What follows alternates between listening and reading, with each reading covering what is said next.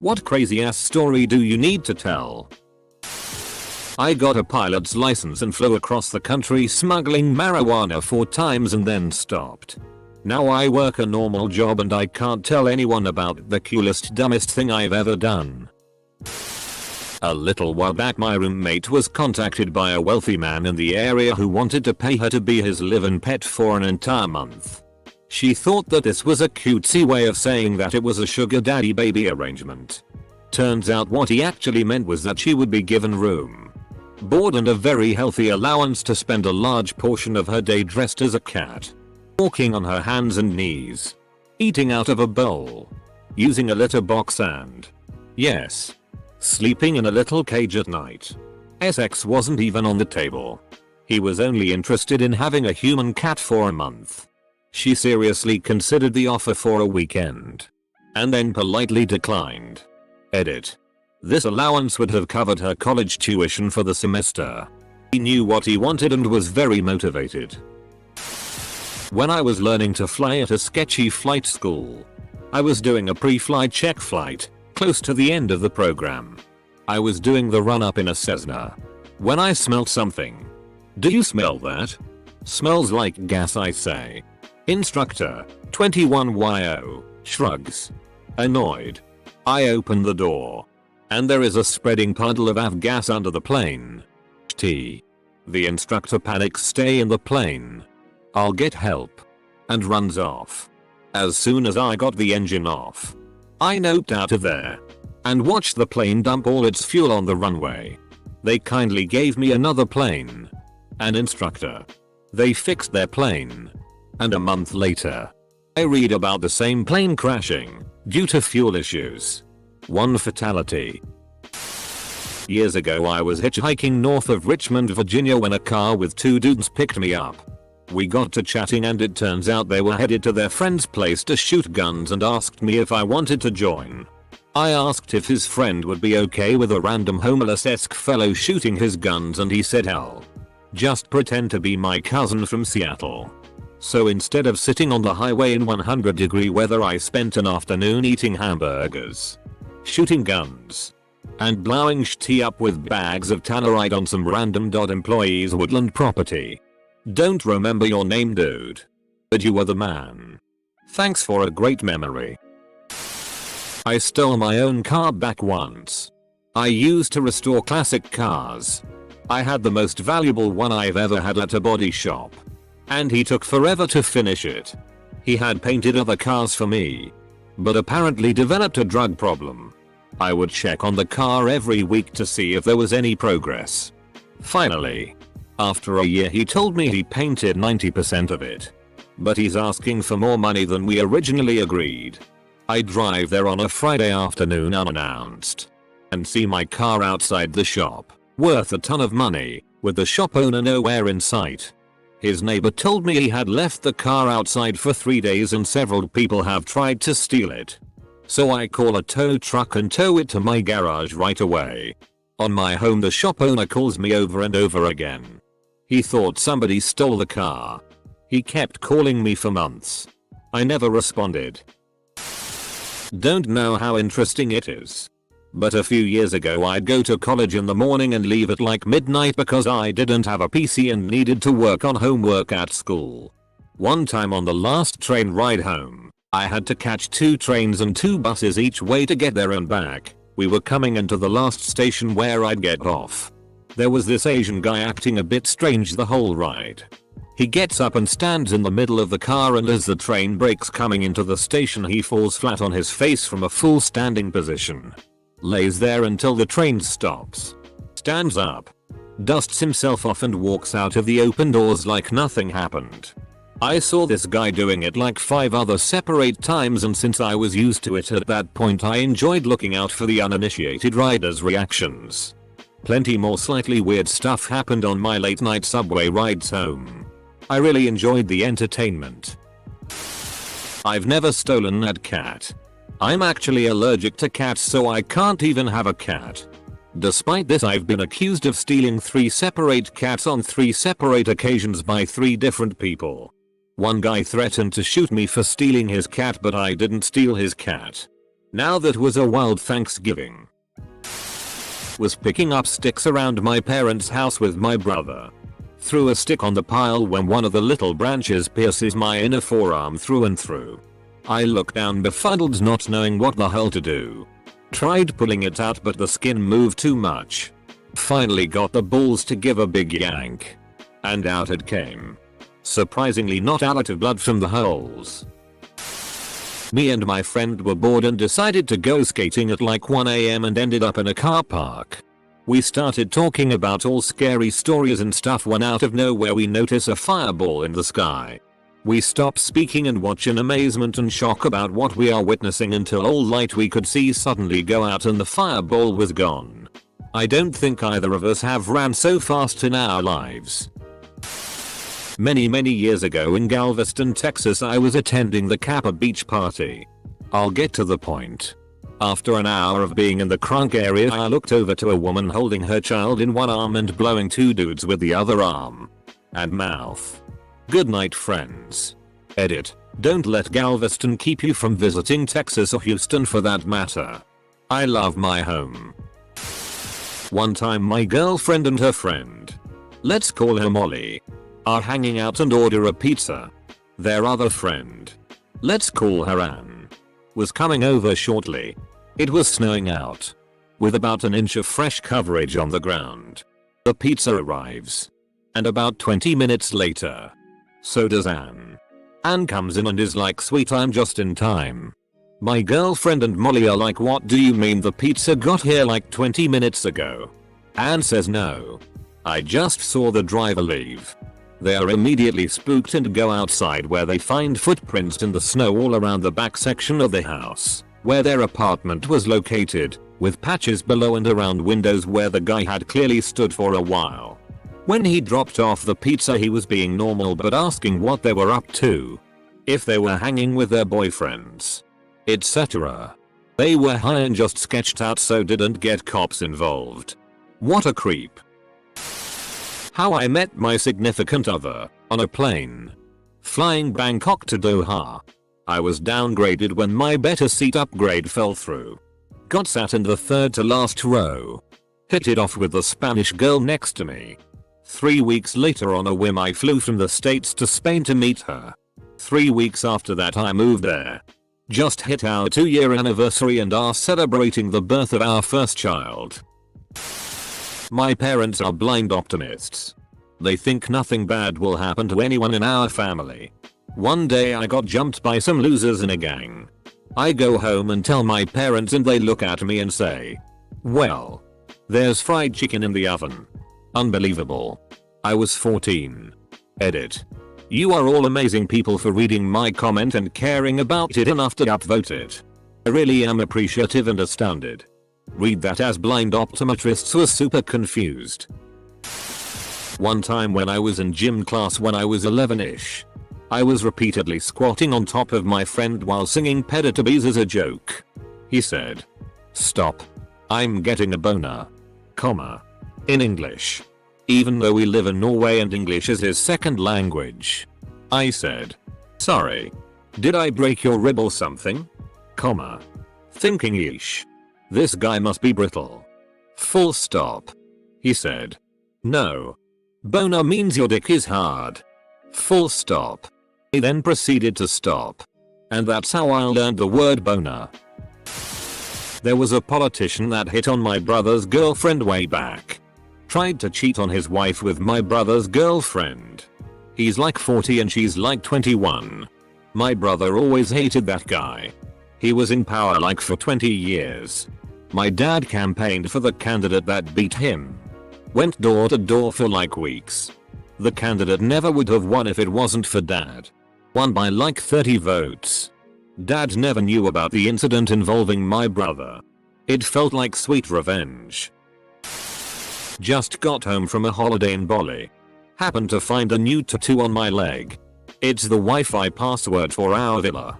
Semicolon. During summer vacation in 2000 when I was alone at home playing video games, I had this stranger knock on my door asking for an address. While I told him that I do not know the address he was looking for, He asked me for a glass of water. Being the naive idiot that I am at the time. I was 11 at the time. I left the door open and went into the kitchen to get it.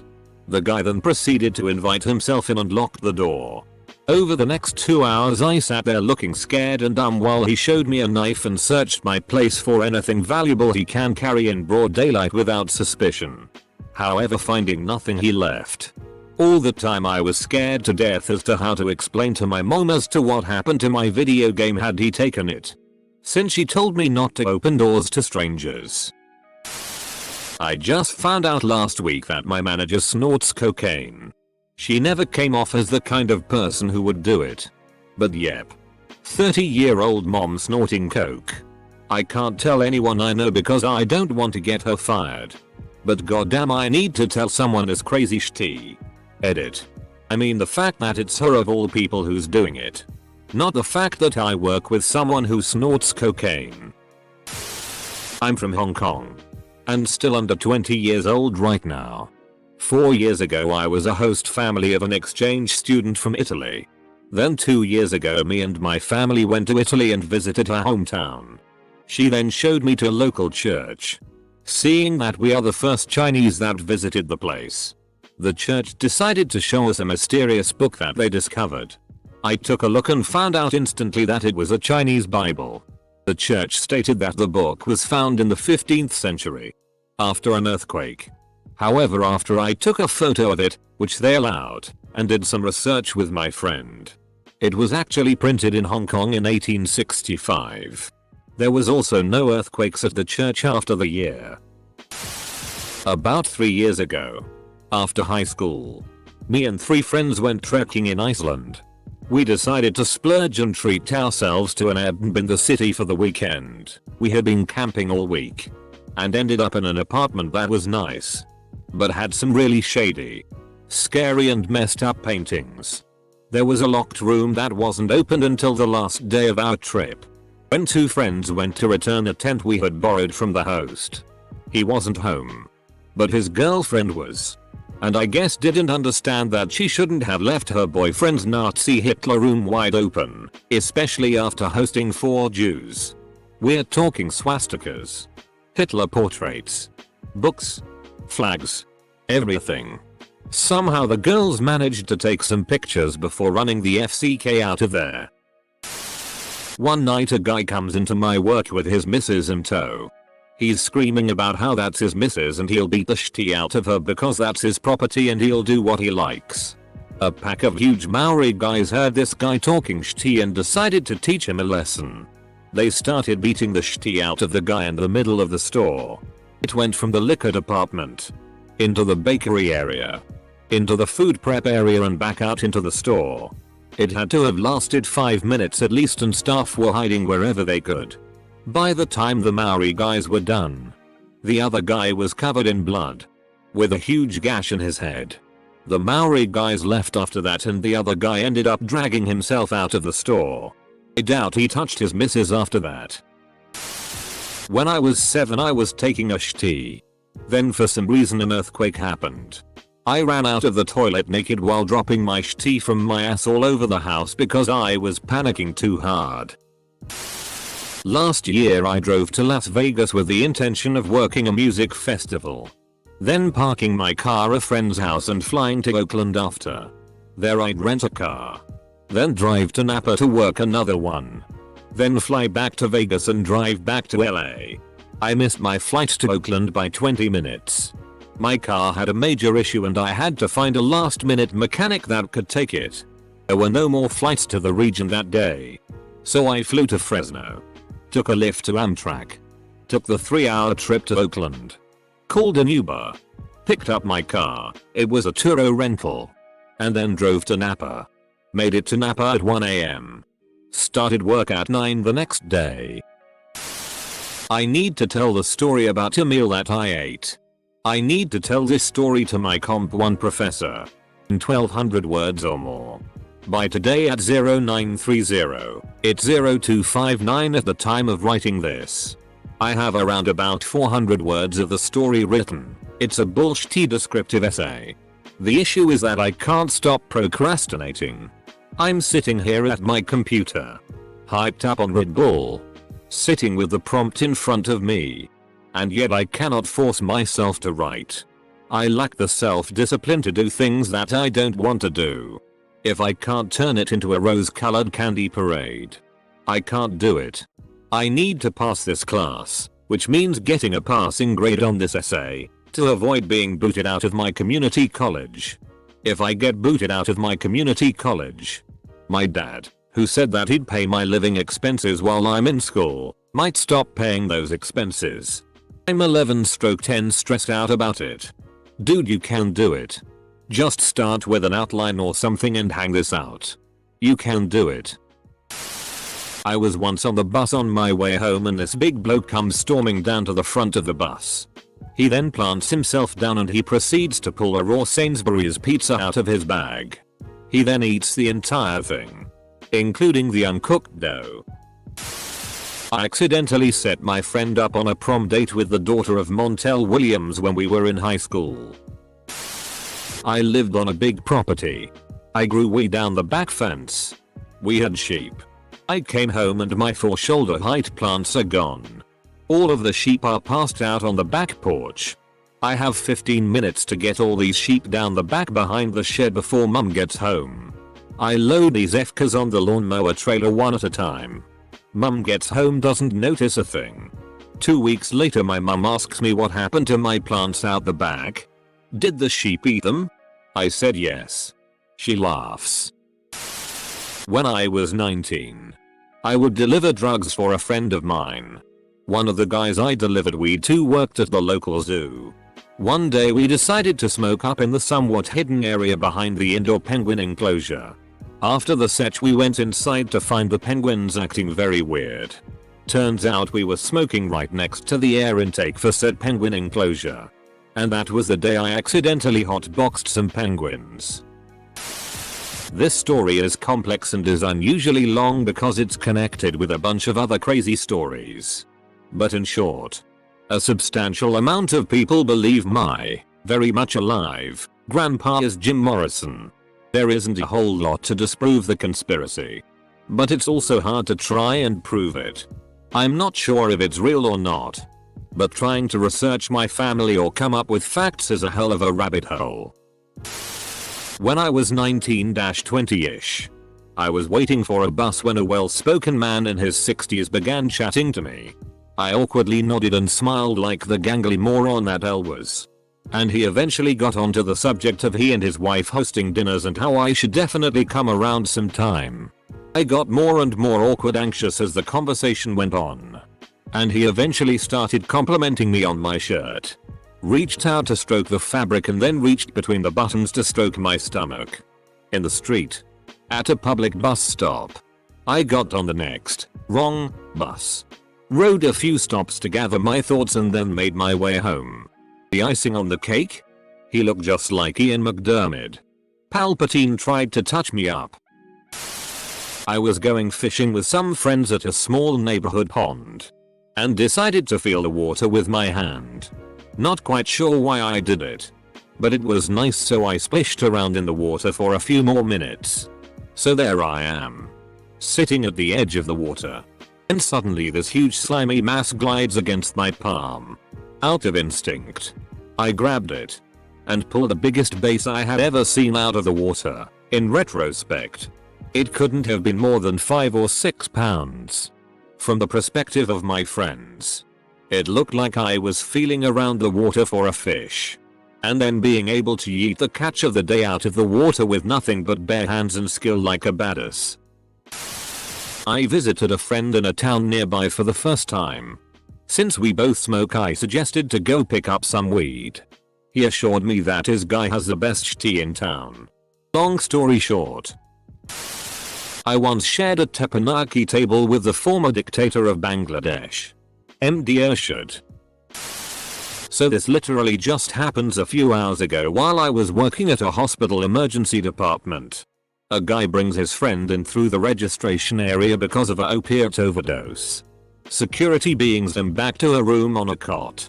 The dude is blue in the face and not breathing at all on his own. We move him to the room's bed and few nurses and the doctor walk in.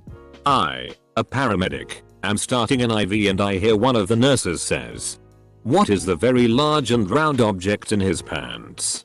Nurse processes to start taking his pants off and to our surprise the dude had a frozen potato in a plastic bag sitting on his penis. Never have I even seen anything like that in my 5-year career and I never expect to see it again.